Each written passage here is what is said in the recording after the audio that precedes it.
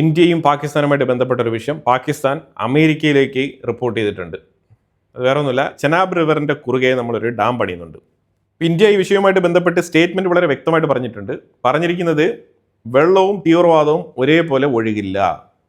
തീവ്രവാദത്തിനെതിരെ ശക്തമായിട്ടുള്ള നിലപാട് ഇന്ത്യ എടുത്തതിൻ്റെ ഭാഗമായിട്ടാണ് വെള്ളം തടഞ്ഞു വെച്ചിരിക്കുന്നത്. അതൊന്നുകൂടി റീഅഫേം ചെയ്തുകൊണ്ടുള്ള സ്റ്റേറ്റ്മെൻറ്റ് ഇന്ന് ഇന്ത്യ പുറത്തിറക്കിയിട്ടുണ്ട്.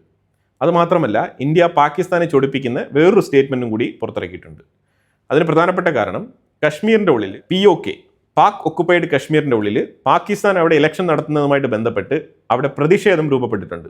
ഈ പ്രതിഷേധം രൂപപ്പെട്ടതിനെ തുടർന്ന് പാകിസ്ഥാനാണെന്നുണ്ടെങ്കിൽ ഈ വെള്ളവുമായിട്ട് ബന്ധപ്പെട്ട വിഷയത്തിനെ ഒരു യുദ്ധത്തിനുള്ള പുറപ്പാടായിട്ട് അതിനെ കരുതിക്കൊണ്ട്, അല്ലെങ്കിൽ അതിനെ അവർ ആ രീതിയിലേക്ക് മിസ്ഇൻറ്റർപ്രറ്റ് ചെയ്തുകൊണ്ട് വെള്ളം തടയുന്നത് യുദ്ധത്തിന് തുല്യമാണ് എന്ന് പറഞ്ഞുകൊണ്ട് അമേരിക്കൻ പ്രസിഡന്റ് ട്രംപിനെടുത്ത് റിപ്പോർട്ട് ചെയ്തിട്ടുണ്ട്. ഏതാണ്ട് 10-25,000 ആൾക്കാരെ അഫക്റ്റ് ചെയ്യുന്ന ഏർപ്പാടാണ്.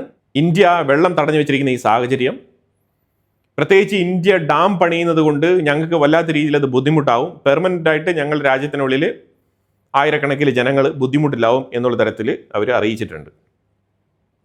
അപ്പോൾ ഇന്ത്യ ഇതുമായിട്ട് ബന്ധപ്പെട്ടൊരു സ്റ്റേറ്റ്മെൻറ്റ്, ഏത് സ്റ്റേറ്റ്മെൻ്റ് ആണെന്ന് പറഞ്ഞാൽ POKയിൽ നടക്കുന്ന പ്രതിഷേധം അതൊക്കെ ഒരു സൈഡിൽ, പക്ഷേ ഇന്ത്യയുടെ സ്റ്റേറ്റ്മെൻറ്റ് ഈ POK പ്രതിഷേധത്തിനും ഒരു ഫീഡിംഗ് ആയിട്ട് മാറിയിട്ടുണ്ട്.